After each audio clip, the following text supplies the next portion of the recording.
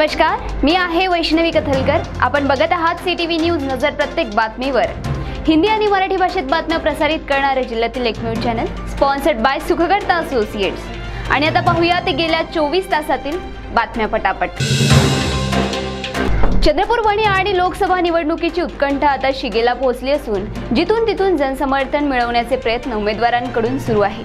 अशातच बँक घोटाळा प्रकरणातील आरोपी मनोहर पावनकर यांनी भाजपात प्रवेश घेतला आहे। त्यामुळे राजकीय विश्लेषक अनेक तर्कवितर्क लढवताना दिसत आहेत। सध्या रेती तस्करी करणाऱ्यांच्या मुसक्या आवळल्या जात असल्या तरी नवीन शक्कल लढवून रेती तस्करी केली जात असल्याची घटना सिंदेवाही तालुक्यात उघडकीस आली आहे। विना क्रमांकाच्या ट्रॅक्टरमध्ये खाली रेती आणि वर तणीस भरून ही रेती तस्करी केली जात होती। सिंदेवाही तालुक्यातील मुरमाडी घाटावर ही कारवाई करण्यात आली। चेक पोंभुणा येथील 25 वर्षीय घटस्फोटित महिलेवर अतिप्रसंग करणाऱ्या आरोपीला पोलिसांनी ताब्यात घेतल्याची घटना 31 मार्च रोजी उघडकीस आली। सदर पीडिता ही घटस्फोटित असून ती आपल्या मुलासोबत आईकडे राहते। ती घरी एकटी असल्याची संधी साधून आरोपी विशाल नकुल वणकर याने तिच्यावर अत्याचार केला।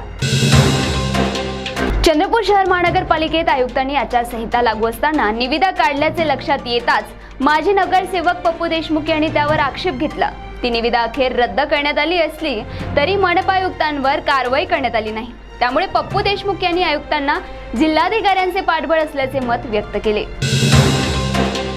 राज्य उत्पादन शुल्क खात्याच्या वतीने अवैध हातभट्टीवर सातत्याने कारवाई केल्या जात आहे, परंतु या व्यावसायिकांवर एमपीडी अंतर्गत स्थानबद्धतेची कारवाई करण्यात आली होती। अशातच 4 वेळा तोच गुन्हा करताना एका व्यावसायिकाला 4 महिन्याकरिता स्थानबद्ध केल्याची पहिली घटना चंद्रपूर जिल्ह्यात घडली आहे। मालेगाव तालुक्यातील नवरगाव मध्यम धरण प्रकल्पात एका 21 वर्षीय तरुणाचा मृतदेह आढळून आला होता। तपासांती असे कळले की त्याने विष प्राशन केले होते, परंतु त्याच्या परिवाराने त्याने विष प्राशन करून आत्महत्या केली नसून त्याची हत्या करण्यात आल्याचा आरोप केला आहे। मृतकाचे नाव प्रज्योत भीमराव उमोण असून हा तरुण संध्याकाळी घरून बाहेर गेला होता। त्यानंतर त्याचा मोबाईल फोन नॉट रिचेबल होता।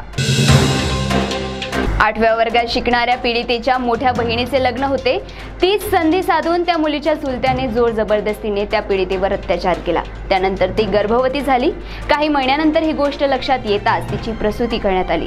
त्यानंतर सगळं पितळ उघड पडलं आणि याची तक्रार पोलीस ठाण्यात करताच चुलत्याला अटक करण्यात आली। आतापर्यंत वर्ग 1 ते 8वी पर्यंत विद्यार्थ्यांना नापास केले जात नव्हते। त्यांना पुढील वर्षात प्रवेश मिळायचा, परंतु नवीन शासन निर्णयानुसार आता ही पद्धत बंद करण्यात आली असून जर मुलांना योग्य गुण मिळाले नाही तर त्यांना त्याच वर्गात बसावे लागेल। तर या होत्या पटापट बातम्या। लवकरच भेटूया पुन्हा काही नव्या बातम्यांसह।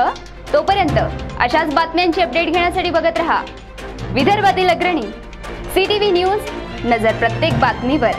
नमस्कार।